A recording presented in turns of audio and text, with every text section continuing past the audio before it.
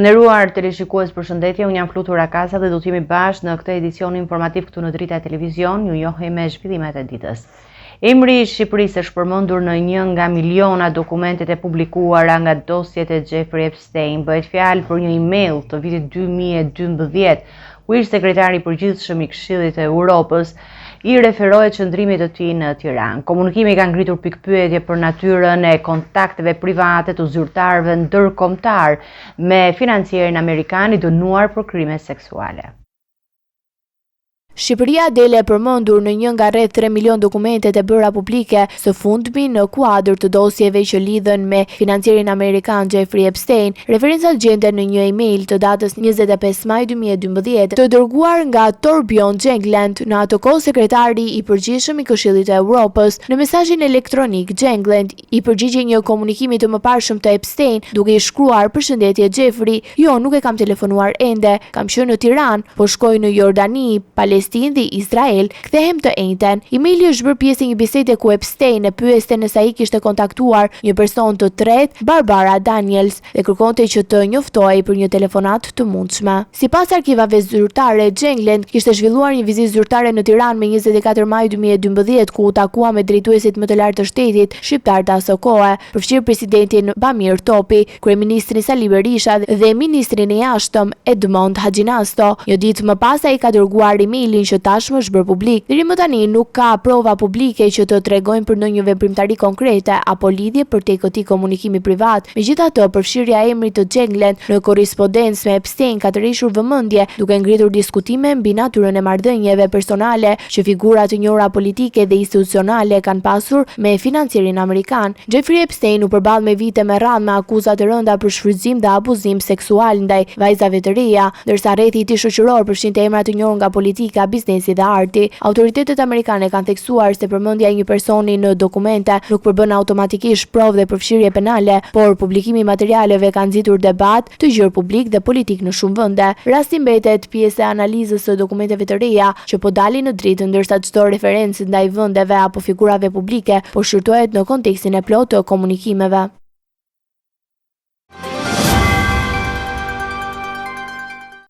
Kryetari i Partisë Demokratike Sali Berisha deklaroi se Partia Demokratike është e gatshme të përdorë çdo formë mosbindje civile për të kërkuar largimin e qeverisë.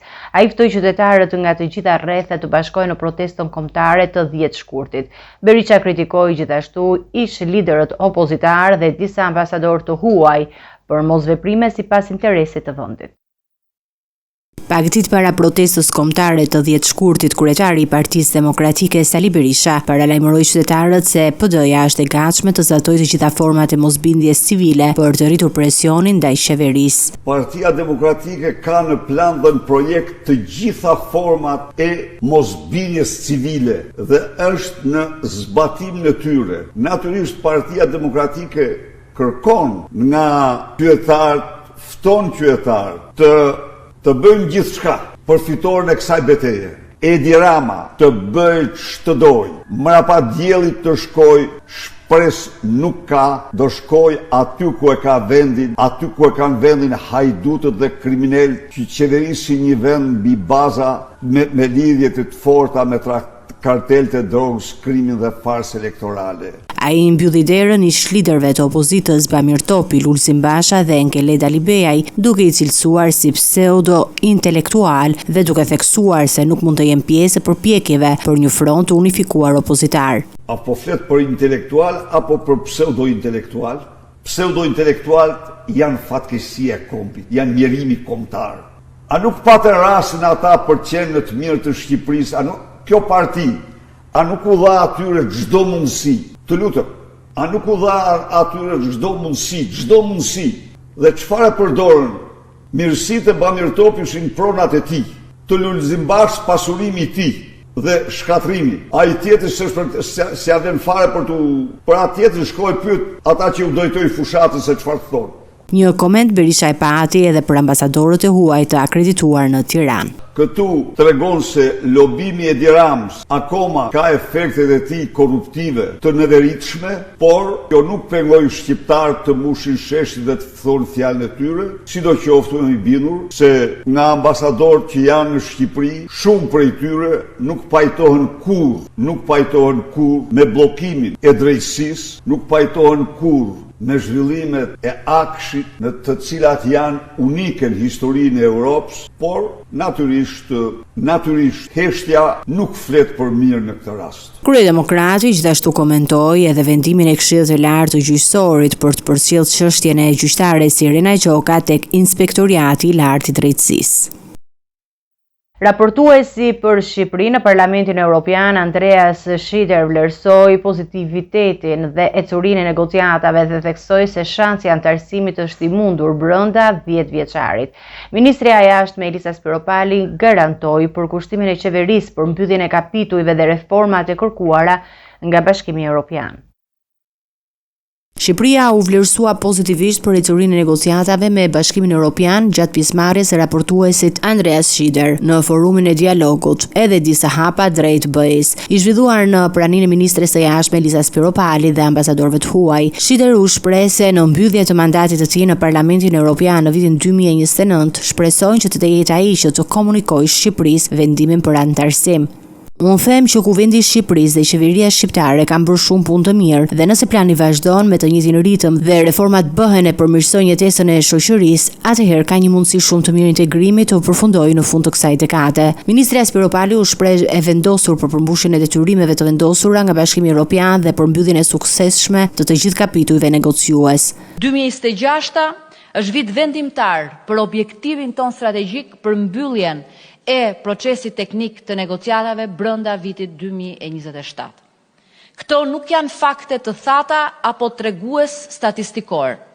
Janë një sinjal politik. Shqipëria ka ndërtuar kapacitetin për të ecur me ritmin e Bashkimit Evropian dhe besimin për ta merituar bashkimin me familjen tonë natyrale me Europën. Në këtë forum u nënvizuar gjithashtu rëndësia e zgjerimit të BE-s dhe përfshirja e të gjithë Ballkanit Perëndimor me fokus të veçantë në Shqipëri si pjesë e domosdoshme e procesit të integrimit evropian. Partia Demokratike ka dënuar vendimin e KLQ-s për të mos marrë në shqyrtim çështjen e gjyqtares Irena Gjoka duke ja kaluar kompetencën Inspektoriatit të Lartë të Drejtësisë. Sipas opozitës, hetimet tregojnë se ajo rezulton e dënuar në Greqi për përdorim vize të falsifikuar, fakt që nuk është deklaruar në formularin e dekriminalizimit. Demokratët paralajmërojnë se çdo zbarritje dëmton besimin e publikut tek drejtësia.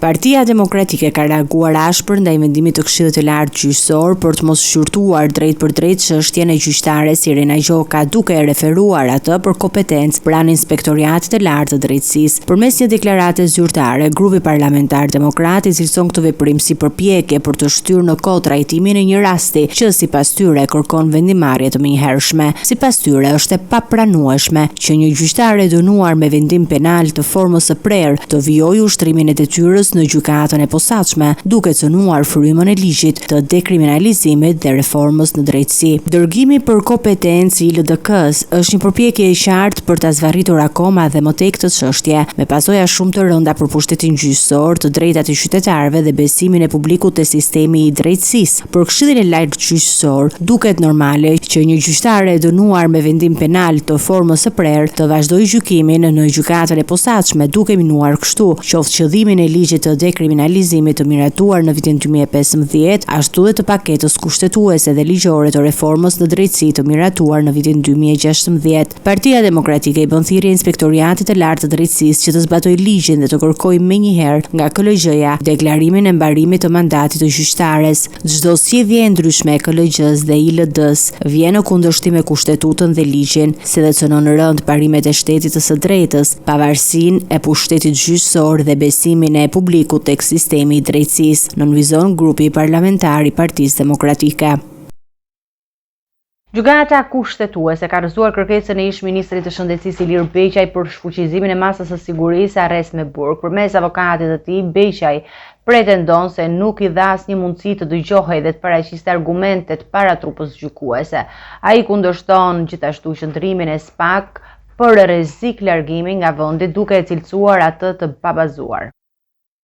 Ish-ministri i Shëndetësisë Ilir Beqaj ka reaguar pas vendimit të gjykatës kushtetuese, e cila rrëzoi kërkesën e tij për të kundërshtuar masën e sigurisë arrest me burg. Përmes një qëndrimi të bërë publik nga avokati mbrojtës, ai shpreh pakënaqësi për mënyrën se si është trajtuar çështja, duke theksuar se gjatë procesit nuk i është dhënë mundësia të flasë personalisht para gjyqtarëve. Sipas tij, rregullat procedurale kanë penguar të paraqisë drejt për drejt pretendimet e tij dhe argumentet mbrojtëse, dhe pse shqyrtimi i çështjes ka zgjatur për muaj me radhë. Sipas procedurës suaj, ne nuk kemi mundësi të dëgjohemi. Rregullat tuaja na pengojnë të flasim vetë para jush. Në 7 muaj që trajtoni çështjen, nuk na jepni as 2 orë kohë mundësinë të flasim para jush. Nëse do të kisha patur mundësinë, sa parashtrova më sipër, do t'i kishit dëgjuar prej meje me 23 dhjetor 2025, edhe ndryshimet e pritshme në kodin penal, sepse drafti me ndryshime kishte dalë për konsultim publik që në tetor të vitit 2025. Në reagimin e tij, ish-ministri kundërshton edhe qëndrimet e prokurisë së posaçme, sipas të cilës ai paraqet rrezik për t'u larguar jashtë vendit. Nuk pajtohem, sepse veprat penale të dyshuara u vendosën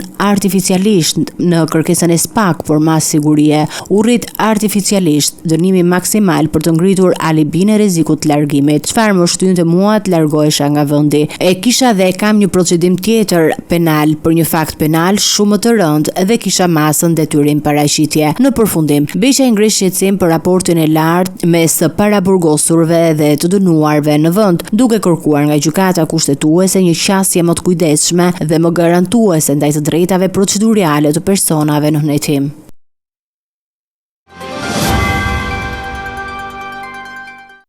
Në ditën e 5 të protestës, tregtarët e vegjël të Vlorës u mblodhën sërish për të kundërshtuar zhvendosjen e tyre nga vendi ku ushtrojnë aktivitetin. Protesta u zhvendos përpara teatrit Petro Marku, ku ishte parashikuar një event ndërkombëtar me pjesëmarrjen e kryeministrit, por në vend të tij mbërriti ministrja e jashtme Elisa Spiropali. Ministrja dëgjoi shqetësimet e tregtarëve dhe premtoi të ndërmjetësojë me institucionet përgjegjëse për gjetjen e një zgjidhjeje. Tregtarët e vegjël të Vlorës vijuan protestat e tyre për ditën e 5 me radhë, duke kundërshtuar vendimin e bashkisë për t'i zhvendosur në një tjetër vend. Demonstruesit u grumbulluan përpara teatrit Petro Marku, duke ndërprerë aktivitetin e zakonshëm për të tërhequr vëmendjen e institucioneve dhe publikut. Ministrja e jashtme Elisa Spiropali mbërriti në vendngjarje dhe ndaloi për të komunikuar me protestuesit, duke dëgjuar shqetësimet e tyre lidhur me zhvendosjen e detyruar. Tregtarët i shpjeguan vështirësinë ekonomike që të shkaktoi ndryshimi i vendodhjes dhe kërkuan një dialog të drejt për drejt me kryetarin e bashkisë dhe autoritetet lokale. Jeni në dieni që ç'ke me të? U ka marrë për çështje tjetër, nuk për çfarë do lloj çështje tu vit turp që vini në Vlorë, se Vlorën e keni shkuar me femel. Ja keni hequr të gjitha Vlorës. Dhe t'ju vi rënd që vini në Vlorë. Pas këtij komunikimi të shkurtër, Spiropali u largua për të marrë pjesë në eventin ndërkombëtar, por premtoi se do të ndërmjetësojë me institucionet përgjegjëse për të gjetur një zgjidhje të pranueshme. Kemi 30 vjet që punojmë. Me taksa, me të gjitha jemi pa punë. Ushqemi vetëm, ushqemi edhe bashkit. Ushqyer s'na ka punë, as bashkia, as një. Ama, sot, idem në rrugë, se? Ne kemi nevojë që të na mbështesni. Të bëhet tregu, jemi kundra asaj zhvillimit, absolutisht asnjë nuk është. Para se e duam tregu të prisë për mua, nuk kemi punë. Për një periudhë 3-4 mujore që ne shisim madhe, që nuk shisim madhe përdor, ne kemi madhe 3, kemi milione, ka që vire që punën, edhe kemi lënë kryetare që do na thot për një periudhë 4-5 mujore më përpara. Tani më vjen thot sot ik nga atë, ku të shkoj, ku ta çoj madhe? Ku ta çoj madhe? Tregtarët thanë se do të vazhdojnë protestën deri në marrjen e një vendimi konkret që respekton të drejtat e tyre për të punuar në vendin ku janë të vendosur aktualisht. Prokuroria e Tiranës ka nisur procedurat për konfiskimin e 4 llogarive bankare me vlerë rreth 220.000 euro në emër të prindërve të një 33 vjeçari të dënuar për terrorizëm në Shtetet e Bashkuara. Sipas hetimeve pasurore, fondet nuk justifikohen me të ardhurat të ligjshme dhe mungojnë gjithashtu dokumentacioni për burimet e tyre. 4 llogari bankare me një vlerë totale prej afro 220.000 eurosh të regjistruara në emër të prindërve të një shtetasi shqiptar të dënuar për terrorizëm në Shtetet e Bashkuara janë vënë në shënjestër të prokurorisë së Tiranës, e cila ka kërkuar konfiskimin e tyre si pasuri me burim të pajustifikuar. Në një njoftim zyrtar, organi i akuzës bëri me dije se hetimi pasuror ka nisur rreth një vit më parë dhe ka evidentuar një sër transaksionesh financiare dhe veprimesh ekonomike me vlera të konsiderueshme të cilat nuk përputhen me të ardhurat e deklaruara nga familjarët e personit të dënuar. Sipas prokurorisë, subjektet e hetimit kanë pretenduar se fondet janë krijuar nga të ardhura prej qirave dhe kursimeve ndër vite, por nuk kanë paraqitur dokumente apo prova ligjore që të vërtetojnë këto deklarata. Por rrjedhoi, autoritetet vlerësojnë se shuma monetare nuk kanë preardhje të lishme dhe për këtë arsye kanë kërkuar konfiskimin e tyre në gjykat. Bëhet fjalë për familjarët e shtetasit Sajmir Ali Mehmeti, aktualisht 33 vjeç, i cili në vitin 2016 u arrestua në New York nga Agjencia Amerikane e Antiterrorit në bashkëpunim me FBI-n. Ai u akuzua për terrorizëm dhe për zotëri materiale shëmbështetëse për organizatën terroriste ISIS. Pas procesit gjyqësor në SBA, u shpall fajtor dhe u dënua me 22 vite burg. Mediat amerikane raportuan në atë kohë se i riu kishte tentuar disa herë të udhëtonte drejt lindjes së mesme për t'u bashkuar ISIS-it. Hetimet pasurore në Shqipëri vijon, ndërsa prokuria synon të verifikojë çdo aset apo pasuri që dyshohet se mund të lidhet me burime të palishme financiare. Policia e Durrësit ka arrestuar një 45 vjeçar të dyshuar për shpërndarjen e lëndëve narkotike dhe për vjedhje. Ai u kap pas një ndjekje të gjatë, së cilës përplasi automjetin e policisë në përpjekje për t'u larguar. Në makinë u gjetën heroin, kokainë dhe një pajisje elektroshoku. Një 45 vjeçar ka përfunduar në prangat e policisë të Durrësit i dyshuar për përfshirje në aktivitetin kriminal të shpërndarjes së lëndëve narkotike dhe vjedhjeve në zonë. I arrestuari është identifikuar si Julian Ismailaj, i cili u ndalua pas një ndjekje nga forcat e rendit. Sipas burimeve zyrtare, në momentin që ka konstatuar praninë e policisë, 45 vjeçari ka tentuar të largohet me shpejtësi duke përplasur edhe automjetin e shërbimit në përpjekje për të shpëtuar kontrollit. Pas neutralizimit të tij, efektivët kanë ushtruar kontroll në automjet. Gjatë kontrollit janë gjetur dhe sekuestruar sasi heroine dhe kokaine, si dhe një pajisje elektroshoku që dyshohet se përdori për vetëmbrojtje ose për qëllime kërcënuese. Policia bën me dije se në momentin e ndalimit Ismailaj rezultoi të ishte edhe në efektin e lëndëve narkotike. Nga hetimet paraprake dyshohet se ai merrej me shpërndarjen e drograve të forta në zona të ndryshme të qytetit, si dhe me kryerjen e vjedhjeve për të cilat po verifikohet përfshirja në disa raste të mëparshme. Ndërkohë, një tjetër person i cili shoqërohej me të arrestuarin po jetohet në gjendje të lirë, pasi dyshohet se për motive të dobta ka kërcënuar një shtetas duke përdorur një armë lodër. Materialet procedurale janë referuar prokurisë së Durrësit për vijimin e hetimeve dhe përcaktimin e përgjegjësive ligjore.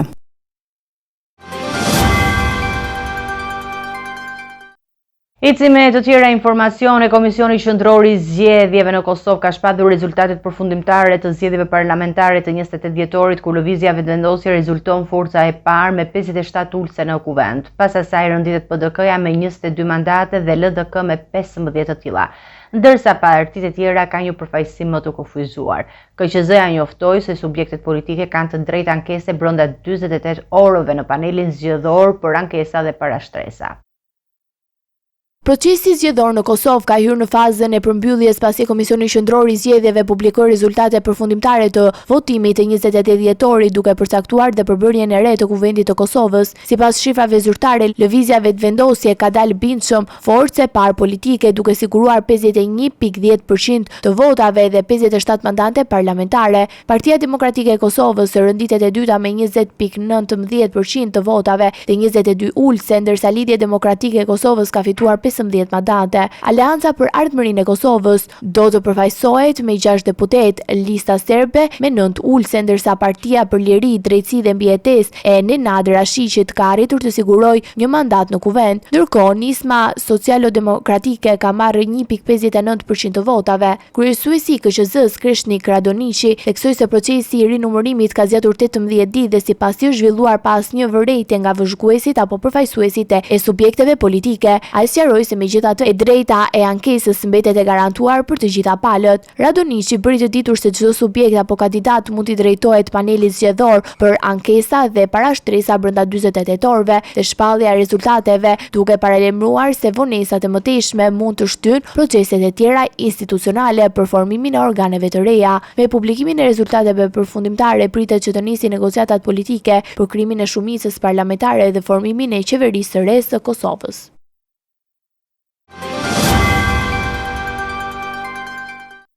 Të nderuar teleshikues, do të njihemi me parashikimin e motit.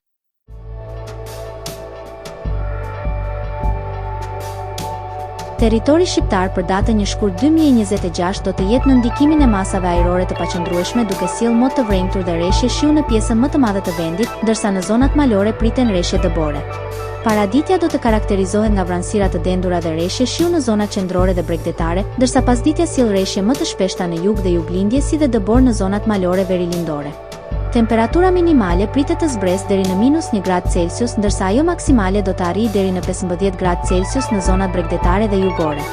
Gjatë ditës nuk priten intervale të gjata me diell për shkak të vranësirave të shpeshta.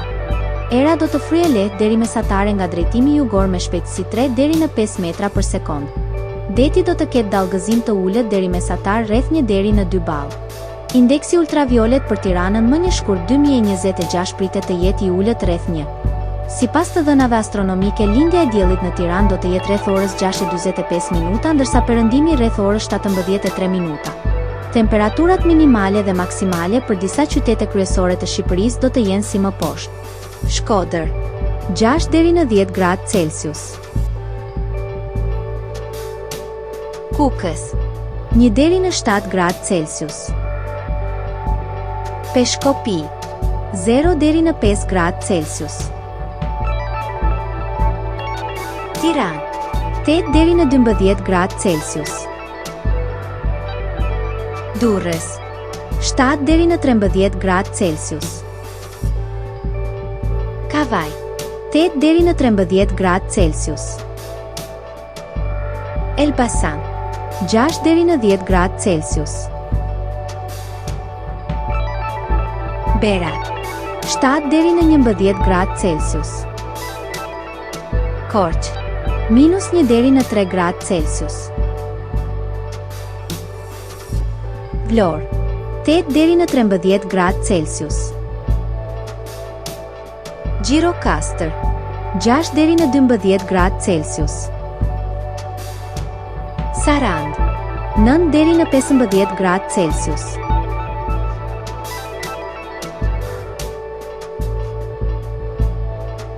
Territori i Kosovës për datën 1 shkurt 2026 do të jetë në ndikimin e masave ajrore të ftohta, duke sjellë mot me rreshje shiu dhe bore në pjesën më të madhe të vendit. Paraditja do të jetë me rreshje bore në zonat verilindore, ndërsa pasditja sjell rreshje shiu dhe shiu të përzier me borë në disa zona të ulta. Temperatura minimale pritet të zbresë deri në -4 gradë Celsius, ndërsa ajo maksimale do të arrijë deri në 4 gradë Celsius. Era do të fryejë lehtë nga drejtimi veriperëndimor me shpejtësi 2 deri në 4 metra për sekond. Indeksi ultraviolet për Prishtinën më 1 shkurt 2026 pritet të jetë i ulët rreth 1. Sipas të dhënave astronomike, lindja e diellit në Prishtinë do të jetë rreth orës 6:43 minuta, ndërsa perëndimi rreth orës 16:55 minuta. Temperaturat minimale dhe maksimale për disa qytete kryesore të Kosovës do të jenë si më poshtë. Mitrovica, -1 deri në 3 gradë Celsius. Podujev, -4 deri në 1 gradë Celsius. Skënderaj, -2 deri në 2 gradë Celsius. Pej, -1 deri në 3 gradë Celsius. Prishtinë, -3 deri në 2 gradë Celsius.